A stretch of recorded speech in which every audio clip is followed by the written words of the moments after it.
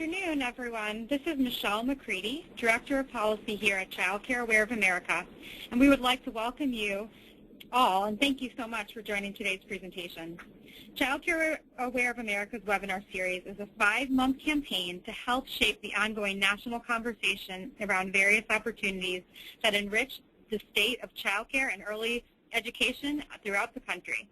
The Raise Your Hand webinar series strives to raise awareness about federal and state learning opportunities that support child care, connect participants with content experts, and inspire all who care about early learning to take action to better the lives of working families and children. We are thrilled today to have Tommy Sheridan, the Senior Manager of Government Affairs from the National Head Start Association.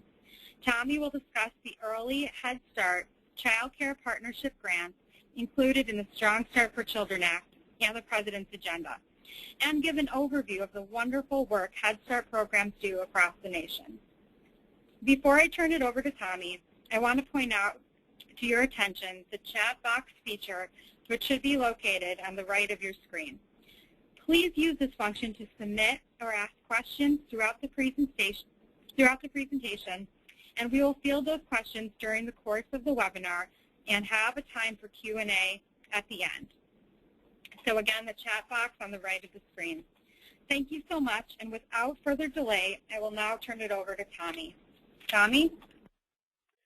Great, thank you so much, Michelle and Nick and Tara and everybody over there. Really appreciate all of the work that you all have been doing over the past couple of months. It's been pretty fun to see kind of where I think we see each other pretty much every week, if not more than that, given everything that is going on out there in the field of early learning. So it really is an honor to work with you guys, and I'm excited to be here to talk about something else that I think all of our folks in the field will be talking about over the next couple of years and months in particular, which is the Early Head Start and Child Care Partnerships. So everybody knows on the phone, as Michelle said, my name is Tommy Sheridan. I'm Senior Manager of Government Affairs at National Head Start Association. I have been at NHSA for about 5 years and had known Yasmina Vinci, the former Executive Director of NACRA, I guess 2 or 3 people ago now, but now the head of the National Head Start Association. She brought me on board to come work with NHSA, and I've had just an incredible honor to be working on behalf of the children, families, staff, and friends of Head Start, which I know we consider all of you to be in that category. I know many of you, some of you probably do run Head Start and Early Head Start programs. Some of you are certainly partnering with them on the local level. And what we wanted to do today was to talk a little bit about what is specifically in the Strong Start Act, what the President proposed, and why this is something that we actually see moving forward in terms of becoming a reality probably before any other components of that bill. So I wanted to start just with a couple of quick things. First, I wanted to jump in and just share a little bit, for those of you who don't know National Head Start Association, just our vision and our mission. I think these are both things that drive everything that we have moving forward. Certainly show why we really appreciate partnering with Child Care Aware of America and all of you on the national level, and all of you again then on the local level. But really our vision is to lead and ensure that all vulnerable children are being served with the Head Start model of support for the whole child, the family, and the community. Again, something that a lot of us do through different types of models. Again, to advocate, to work diligently for policy and institutional changes to make sure that all vulnerable children have what they need to succeed. Our mission is to coalesce, inspire, and support the Head Start field as a leader in early child development and education. And we continually work very closely with all of our Head Start partners, different grantees, different state folks, as well as a lot of our child care partners as well, to be able to accomplish these goals. Inevitably, it's a really challenging time funding-wise. As many of you know, Head Start has been completely decimated by the sequester, and I'm sure a lot of you are feeling the pain through various funding streams that you're used to as well. So this is, again, why even more of a reason why all of us need to continue to work together, first and foremost to make sure that we can find a way to address sequestration, But then secondly, to also work to see if we can change some of our country's priorities and make sure that it's a little bit more explicit, the fact that we should be investing in programs like Early Head Start, like child care, and pre-K, and some of these other home visiting programs and things like that that really will benefit our nation's future and our nation's children. So with that, I wanted to start with just a real quick overview on Early Head Start. I'm sure many of you are aware of what Early Head Start is and what Early Head Start does, but just in case you didn't, a couple of kind of key points that we're going to come back to in a little bit. But Early Head Start is basically similar to Head Start, but it is for pregnant women and children birth to 3. Head Start is then from 3 to 4, or 3 and 4, including the 4-year-old year. So Early Head Start came about in the Clinton years, about a little over 20-some years ago, and it is specifically meant for children and families who are 100% of poverty or below. There are some specific categorical eligibility that kind of markers that will allow folks to be eligible for Early Head Start. These include designation of being homeless, English language learners, foster children, things of that sort that, again, through the Head Start Act qualify for eligibility in Early Head Start. It is the same eligibility as in Head Start. So there is an additional amount of flexibility for the 100 to 130% of poverty, and then also a small percentage that can go beyond 130% of poverty. Lastly, and I didn't mention on here, but part of the categorical eligibility is being described as disabled. So children who have disabilities are also eligible, and actually there is a mandatory percent that have to be in Early Head Start at the grantees. One unique thing about Early Head Start that differentiates it a little bit from Head Start in terms of this, and I know Head Start has various options too, but Early Head Start has a series of different program options, and this is basically the way that services are delivered. So there's the home-based option, which is, again, home visiting, where folks actually go out into homes and then work with families, and then they bring them in and do socialization sessions every couple of weeks. I believe it's about once a month, twice a month. And again, it is a evidence-based model that is considered eligible for the maternal, infant, early childhood home visiting grants that did go out to states. There's a handful of states. I believe 14 states do use Early Head Start quite frequently. And it does a lot of similar things that a lot of the other models do, except that it is, again, very, very targeted for the most vulnerable children and families, and does provide kind of extra comprehensive services and things of that sort for those families. But again, what we're talking about here is actually separate from those home visiting dollars. This is just through Early Head Start funding. So these are, again, the different options. There's the home-based, which I was just talking about. There's also a center-based, and the center-based approach can be a child care center, can be just an Early Head Start center. As long as it is meeting standard, that is where it fits. There's also the family child care option, which is, again, kind of through partnership, which is what we'll be talking about, and really what we're trying to expand, and the President is seeking to expand.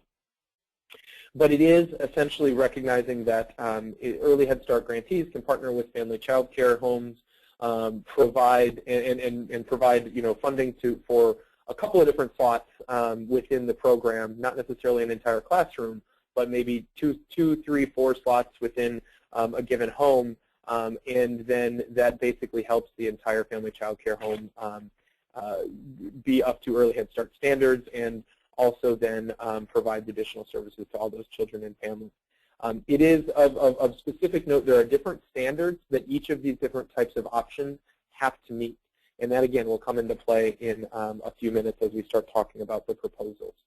And then lastly is the combination option, which is some sort of a combination of home-based and center-based services. This is something that, again, it's designed based off of local communities and what they determine as necessary to be able to provide the best services to children and families in these communities. Now, if you look on the right side of the screen, this is a short little just program option guideline that shows what the breakdown is in current Early Head Start programs. Currently, there are about 111,000 children served in Early Head Start, and about just under 7,000 pregnant women each year that are served through this. So we see the way that this fits in. We have the center-based option center-based and home-based are by far the largest options, with home-based being slightly above that. And then there's a handful of other types of, as we said, center-based options, a locally designed option, which essentially just means that the program uses some sort of a combination or some different type of model that they use that fits, again, community need in that area. A small amount for family child care, and then some for the combination services too. All right, if I'm clicking on the right thing. So Head Start and Early Head Start have a pretty extensive history of partnering with child care and family child care. I do apologize just in terms of making these slides fit a little bit better. I did abbreviate, so again, HS Head Start, EHS Early Head Start. And across the country, there's really, this is already an existing program option. Head Start does have the child care option. Early Head Start, as we said, has the options that we just discussed. In Early Head Start specifically, there are 37,000 children in child care centers, which is a pretty significant amount when you look at the overall amount of children who are in Early Head Start. Additionally, there's about 5,800 children who are in family child care. Again, not extensive when you look across the country, but it certainly is something that folks have been interested in and trying to build up and improve. I will note that the majority of the child care and Head Start or Early Head Start partnerships actually take place in Head Start for the 3-year-olds and the 4-year-olds who are served there. And again, there's partnerships across the country that really showcase this. I did want to highlight just a couple of examples, and I think this goes to show really what those robust partnerships actually look like. And there's 2 examples in Ohio and in California of programs that do very similar types of things. In particular, and I believe this is the California option, they work very extensively with a network of family child care homes. This is in, I believe, the LA area, a little bit outside of LA in particular. But they work where the program is, the Early Head Start grant works with pulling together kind of a network of family child care homes. And in that, what they do is the program, the grantee also has a center that they operate and some home visiting services that they operate in the community. But then they go out into individual family child care homes, and they'll fund generally about 2 to 4 slots in those family child care homes. And what that essentially does is that provides additional funding to those family child care providers to be able to get up to Early Head Start standards. And there is, again, a very specific Early Head Start set of standards for family child care option. What they do when they work with this is that not only does this extra money kind of help improve quality and give some additional financing for the quality improvements that are necessary there, but it also provides access for that family child care provider to additional services. So there is a dedicated person at Early Head Start at the grantee level that actually is the kind of the coordinator of all the family child care programs, where they will go out, they'll make visits to this broad network. I believe that there are about 30 to 40 different family child care homes that they work with. And they'll go out and visit with and make sure that they're implementing the correct curriculum, make sure that the teachers and the family child care home providers have what they need to be successful, and then also just really working with them, again, to understand and make sure that they're continually, again, pushing kind of the curriculum and making sure that health assessments and mental health assessments and dental health and things like that, all parts of Early Head Start, will be, excuse me for that, pop up on my screen there. All of these things are parts of the Early Head Start standards, and they basically will help coordinate those services.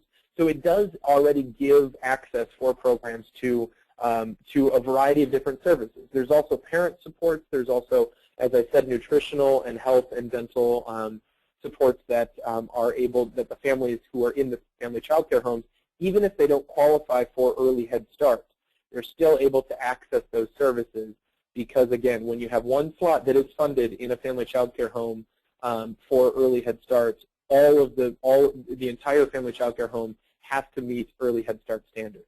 Doesn't mean that all the kids have to necessarily have screenings if they're not the early Head Start child, but the overall environment of the family child care home has to do that, and other things like that. In Ohio, it's much of the same, where they actually have a partnership between Head Start and child care programs, Head Start family child care programs, early Head Start child care programs, early Head Start family child care programs as well. And when they go out into these communities, they're basically able to really to leverage and build kind of economies of scale, where essentially the Head Start grantee has all of these staff that are mental health specialists, that are nutritional specialists, that are education coordinators, and they're able to work with the providers to make sure that they earn the appropriate credentials, and that they basically are providing, again, high-quality services to the children there with some extra funding. So again, this is to note, these are things that are already going on, and the president, which President of the United States, POTUS is the shorthand. People in DC often like to use acronyms. I think it's to make themselves feel smarter, but something like that. So if you ever see that, that's what it is. But the President of the United States, the proposal that he put out really builds off of the early Head Start child care partnerships and the Head Start child care partnerships that are already going on the local level. It does seek to expand it, and it does seek to really grow this as a component of it. So it is, again, as we said, a core component of the President's FY 2014 budget request, which came out last year during the State of the Union. The other two big parts of that, again, are the pre-K piece, which is what most folks continually are talking about, and that is where the most money is, but that is the federally funded or federally supported state-run pre-K that would be based on a diverse delivery system. And again, I know Nick and Michelle and everybody over there has been doing a lot of work on this, as we have as well at NHSA.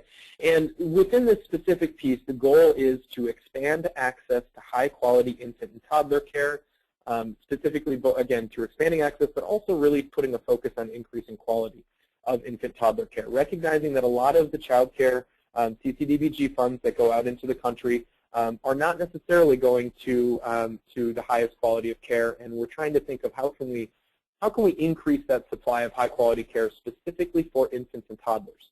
I should have mentioned this earlier. Early Head Start serves about less than 3% of eligible infants and toddlers, and again, 3%. That is a quite small number. That was expanded with the Recovery Act dollars back in 2009. However, given the way the economy has gone, it has really made things even more difficult. And more families are now eligible for early Head Start and for Head Start. So the President's proposal in particular did propose $1.46 billion. This is through discretionary money, so this does not have anything to do with the tobacco tax that a lot of folks heard of. The tobacco tax was only for the pre-K dollars as well as for the home visiting dollars in the President's proposal. So it was a proposed $1.46 billion to expand, build transitions, and create partnerships between early Head Start, and child care.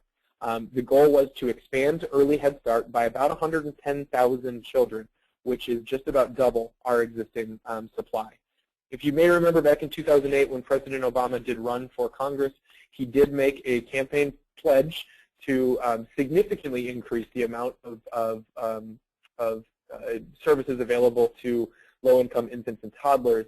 I believe he had said triple at the time, and so far we are just a little bit above doubling where it was after the ARA expansion, the Recovery Act expansion dollars went out.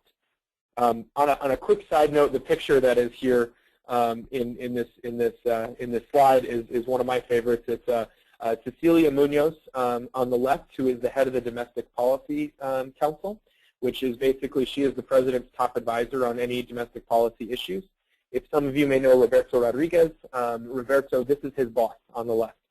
And this was the day when all the Strong Start advocates and all the folks involved in the various coalitions brought thank you letters. And I know many of you may have helped. I know Lynette was at this event as well. And the young boy on the right side is an early Head Start child. And he stole the show by when he came in there. He has a box of thank you notes. He was giving them to Cecilia Munoz. She accepted them, was really happy about them, and then he immediately wanted them back. So he immediately grabbed them back and was able to play with them and he was just totally entranced, as you can tell by her, and she really did a great job. So this was just a wonderful event that we saw, and again, an early Head Start child right there with the White House sign in the background. So I know I violated every single rule about slide presentations with this slide, but if you can go ahead and excuse me for it, there's some really great information, and that's why I wanted to put some focus on this. As you probably are aware, the Strong Start for America's Children Act of 2013 was just released, or was just introduced by Senator Tom Harkin from Iowa on the Senate side, and he had a handful of co-sponsors as well. And then on the House side, it was Mr. George Miller, who is the ranking Democrat on the House Education and Workforce Committee. He played a huge instrumental role in the Head Start reauthorization and is constantly a champion for early childhood. And then also Richard Hanna, who's a representative from upstate New York and is a Republican, so making it bipartisan on the House side, co-introduced the bill. And the bill does include a number of different pieces. The bulk of the bill is about the pre-K piece, about the 4-year-old section, the federally supported state-run pre-K. But there are about 2 to 3 pages at the very back on a separate title, Title II, that is specifically titled Early Learning Quality Partnerships. And this is the Early Head Start Child Care Partnership piece of that bill. Now what it does, and this slide is really is all the details about what it does, and then I'll talk a little bit next about some of where we think it might go, some of our concerns with it, some of the really exciting components of it, and then I'll break there and see what kind of questions we have. But really, what the Early Learning Quality Partnerships component does is that it amends the Head Start Act to make early Head Start grant selection a priority for programs that seek to partner with child care and family child care. So in layman's terms, basically what this means is that as the Secretary of Health and Human Services is making these grants through Early Head Start, because it is meets all the Early Head Start program standards and laws there, it essentially is saying that any future Early Head Start grant, there's a priority given to grantees that show that they are partnering with child care and family child care and really trying to leverage the use of all the funds in a local community. It does offer grants to Early Head Start agencies, as we said, to partner with child care and family child care in order to bring the child care and family child care programs up to Early Head Start standard. There is also something in there that essentially it says that there's about 3 different types of things that programs can do, of options that they have for how to use these funds. And this is, again, to the Early Head Start agency who is going to be kind of running the grants and running the funds, is that the funds are supposed to be used to expand access to programs and to expand the capability of the child care or family child care home to provide additional services to additional children and families and higher quality services. They also are able to use these funds to provide training and technical assistance to child care and family child care programs in their communities. And this includes helping getting credentials, helping with kind of overall bringing overall facility work and things like that. Not dedicated facilities money, but just ensuring that you are meeting appropriate standards for Early Head Start, family child care home or child care center environments. And then it also provides, and then the third one is to basically provide the ability or additional funding to provide wraparound services, or essentially to blend or braid funding with CCDBG dollars or with state-based dollars, and this would then allow for the programs to provide full day, full year services to working families. Early Head Start, I should mention before, does provide full day, full year services. It does go throughout the entire summers, which is something that Head Start does not necessarily do, although certain programs are able to do that. Priority is given to those agencies that coordinate with existing federal and state funds, specifically with child care development block grant funds. This is something that was really pushed hard, and I think is a really exciting potential. Again, this is getting to the blending and braiding component. Funds could be used to help get credentials, as I just mentioned, and again to provide full-day, full-year services.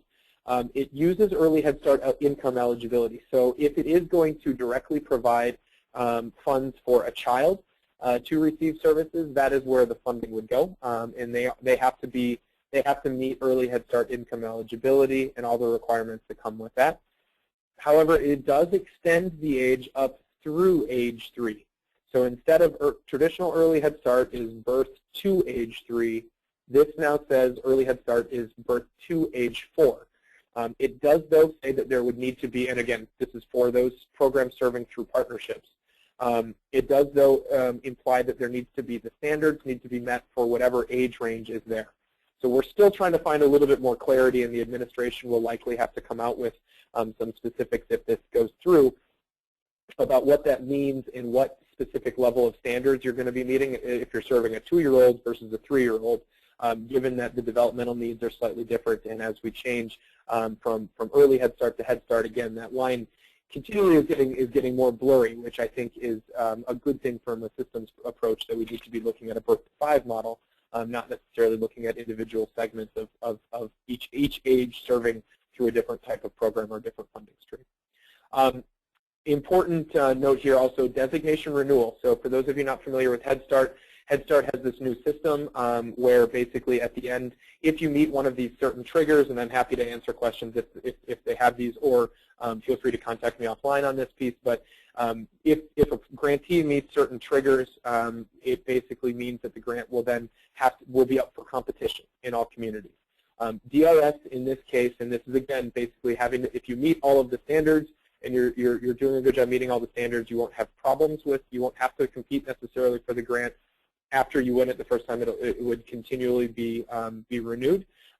However, if and again, one of the challenges with these partnerships is that programs will have to raise the quality and have to really work to meet up to standard. And I think that is something that you'll have about 18 months is kind of the grace period in this place before the overall grant would be subject to competition. Similarly, and I know we're getting into some kind of thick weeds here, but it is treated as a contractual relationship between the grantee and, or excuse me, the Early Head Start agency and the child care or family child care home. That contract relationship is different from a grantee delegate relationship. And this is actually something that is really important to note. It does mean that the Early Head Start agency will have it would be a shorter time period to basically end the relationship if, for example, there was the child care or family child care home was not coming up to standard in certain ways. After trying a certain number of things, it would give the grantee a little bit more flexibility to end that relationship and find a different partner to work with, as opposed to a grantee delegate relationship, which adds in a whole new layer of kind of appeals processes and things of that sort. And then the funding, the way that the funding goes out is it's allocated similar to the Recovery Act, the ARA expansion, where essentially each state is given an allocation. However, the grants are made from a federal level to determine how those funding gets spread out. There's also a set-aside for migrant seasonal and tribal programs. I will note migrant seasonal programs are different from regular Head Start or Early Head Start programs in that all migrant seasonal programs are birth to 5 programs as opposed to birth to 3 and 3 to 5. So it is primarily, though, the set-aside will go to serving children who are infants and toddlers in that age range. Tribal programs, American Indian, Alaska Native, though, do have the other way. So I know I have just a couple minutes left to finish these up, and I just had about 2 to 3 slides left. Positives is when we look at the Strong Start Act and we look at how it goes, it really seems to accomplish the goals that it set out in terms of increasing access and increasing quality. This actually looks like the one part of the President's bill that has a very strong chance of passing in the next year or so. There's a lot of concern about the overall funding level for the pre-K piece, and folks are not don't see it as moving forward necessarily as fast unless it gets wrapped up into a bigger conversation. This, though, is something that already exists, so it doesn't need additional legislative language. There's a couple things that could help, but it doesn't necessarily need that. It has the potential to build on existing programs and create some economies of scale. Again, we talked about what those partnerships look like already, and it is a real strong possibility there to be able to expand and, again, leverage kind of resources that are already available in communities. And then finally, again, has the potential to serve almost double the amount of children that are getting high-quality services through Early Head Start already. Now, some of the concerns, and these are things that we're working with and really appreciate the administration and the three congressional offices that are sharing these or that are offering these bills have been receptive to, and we're thinking through what this looks like. There are some disincentives to partnering. This is something that we've heard from child care programs that said Head Start doesn't want to partner with us.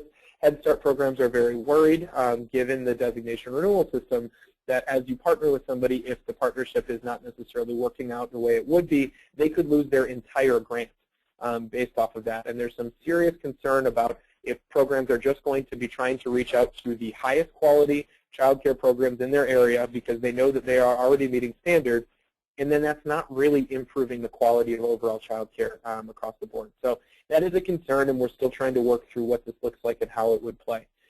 There are a lot of communities that don't have child care options or family child care homes that want to, that are able to or have capacity to basically serve additional children who would meet Early Head Start eligibility at this point or be able to meet standards within 18 months, and that is a concern. There's no ability to reallot funds. So one of our concerns on this is that if the funding for all of these programs goes out and, for example, maybe it doesn't go, it's not all used up. So all the allocation that's out there does not get used up. There's no ability just to reallot funds to just straight expand Early Head Start services and be able to provide additional services. And I think that is something that we need to keep thinking about. There's also, we haven't had a whole lot of time to really think about unintended consequences. This is something that we're going to, and we really look forward to working with you all in the child care community about this, and really hope to seek, and I apologize, I'm having a couple of computer problems here, but really hope to think through what some of the unintended consequences are and allow and identify what some of our challenges are moving forward. And then finally, it is already an allowable use of funds and something that we want to try to continue to do under existing programming. Now, my last slide here is just in terms of next steps. The Strong Start Act, there's going to be some challenges moving forward, and it's unforeseeable when that might start looking at becoming a reality. However, this specific piece has a chance at moving in appropriations in either fiscal year 2014 or fiscal year 2015. And that has a chance of being more likely to pass given the fact that it just needs a different dollar amount, not necessarily any individual programming things. We will have a lot of work we need to do in the regulatory side, putting together the funding opportunity announcements, the funding designations, getting all of those things put together and those things put out. Additionally, the implementation, encouraging, we're going to have to do a lot of work encouraging grant submissions and really helping to develop these partnerships and build quality across the board. So again, I apologize for any background noise. I know my computer is starting to act up a little bit, but did want to just go ahead and put up this last slide with my contact information, and then turn it over to, I believe, Michelle, turn it over to you to answer, see if we have any questions, and see if we can go ahead and answer those. Wonderful. Thank you so much, Tommy, for that excellent overview. A lot of rich information within those 30 minutes. So thanks so much for that, and we're very impressed that you fit everything into the presentation today. So just a reminder, I have a couple questions about access to the webinar. We did record today's webinar, and it's going to be available on our YouTube channel, just youtube.com/CCA of America. And so you can, we encourage you to share this link, and for those of you who were not able to join the whole entire webinar, we did record it again at youtube.com/CCA of America. And right now we do have a couple of questions. Tommy, I'll read them to you, and we can go from there. Okay, the first one is, what's the difference between Head Start, Early Head Start, and the pre-K component of the Strong Start Act? Oh, that's a great question. And essentially the difference is that these are different funding streams, I think is the best way to describe it. So the pre-K component is specifically to provide and to give money from the federal level to states, and then states to go ahead and provide, it's leveraging state investments to provide services for primarily 4-year-olds in state-based pre-K, or excuse me, school-based pre-K and Head Start programs and child care programs, again, through kind of a diverse delivery system to be able to provide those services. That is, again, primarily for 4-year-olds, and it is a little bit different, has a handful of different standards and series of things that it's going to try to meet there. The Early Head Start Child Care Partnership piece is for infants and toddlers specifically, and it is a federal to local funding program. So the funding does not go through states. It's similar to the way Head Start and Early Head Start are already funded. Funding will go to a grantee, who then that grantee is able to provide services to the individual communities, and it's based off of community needs assessment. All right, great. Another question here. Have there been any problems or challenges with family child care providers meeting the Early Head Start teacher requirements?